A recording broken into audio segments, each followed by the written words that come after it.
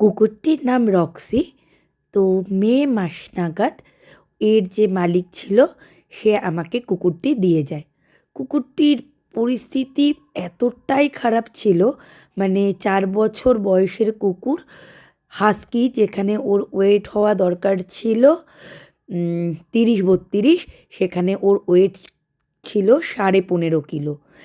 মানে বুঝতে পারছেন খাওয়া দাওয়ার কী অবস্থা। তারপরে মানে ভিডিওটা লক্ষ্য করলে দেখতে পারবেন ওর গলায় একটা দাগ ছিল, যেটা মানে ওরা 24 ঘন্টায় 24 ঘন্টা, ওই যে দেখতে পাচ্ছেন দাগটা, 24 ঘন্টায় 24 ঘন্টা ওকে চেন পরিয়ে বেঁধে রাখা হতো। এবং সেই চেন যখন আমাদের বাড়িতে এসে আমি বললাম, আমি তো বাচ্চা বেঁধে রাখি না, আপনি চেনটা খুলে দিন। এতটাই জং পড়ে গিয়েছিল সেই চেন আর খোলা যাচ্ছিল না। যাই হোক, বাচ্চাটিকে দিয়ে যান। আমি সেই বাচ্চাটিকে যত্ন করি, যত্ন টত্ন করে তাকে আমার বাড়িতে যেহেতু আরেকটি বাচ্চা ছিল, ওর এরকম নোংরা অবস্থায় আমি বাড়িতে রাখতে পারবো না, সেইভাবেই আমি ওকে পরের দিনই মানে স্নান টান করানোর ব্যবস্থা করাই। ভিডিওতে বোঝা যাচ্ছে কি না জানি না, মানে এত খারাপ অবস্থা ছিল ওর। লোমে বলুন, ওর গলার ওই চেনের বাঁধনে বলুন, ওর ওয়েটে বলুন, পুরো ভীষণভাবে খারাপ অবস্থা ছিল। যাই হোক, ব্যাপারগুলো যারা পোষেন বাচ্চা তারা বুঝতে পারবেন কতটা খারাপ লাগে যখন এরকম বাচ্চা দেখা হয়। তবুও ভালোই হয়েছিল, আমার কাছে দিয়েছিল, আমি একটু একটু করে যত্ন করেছি। তো ওকে পরের দিনই স্নান টান করিয়ে ওকে পরিষ্কার করিয়ে ওর মানে সব যত্ন আত্তি শুরু করে দিয়েছিলাম, এবং ওর সঠিক খাওয়া। আর একটা কথা, উনি যখন মানে দিয়েছিলেন আমাকে বলেছিলেন, রক্সি রাতে 2টো রুটি খায় শুধু, দুপুরবেলায় ভাত, আর সকালবেলায় 2টো মেরি বিস্কুট।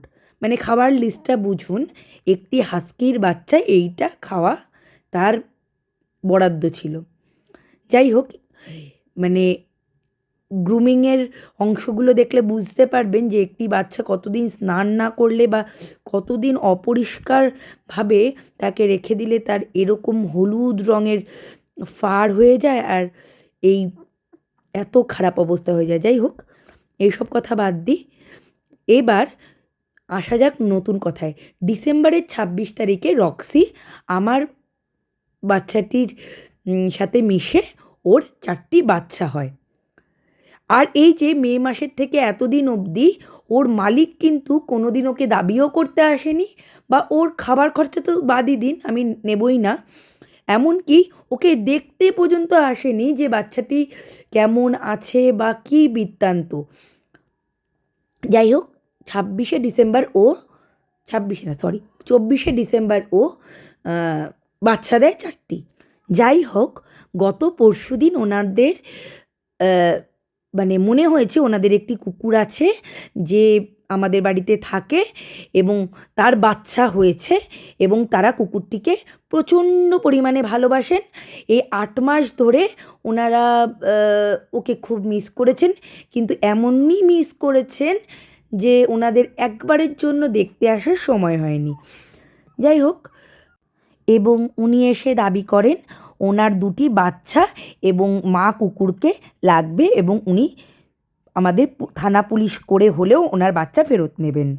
যাই হোক, এবার আমরা না মানায়, তো ব্যাপারটা এতটাই বাজে হয়ে গিয়েছিল, আমরা না মানায় ওরা সেই আমাদের গ্রিলে লাথি টাথি মারতে থাকে, এবং ওরা এসেছিল 8-9 জন মিলে, মানে 8-9 জন জোগাড় করেই মানে এরকম একটা হামলা করবে বা এরকম টেন্ডেন্সিতেই এসেছিল।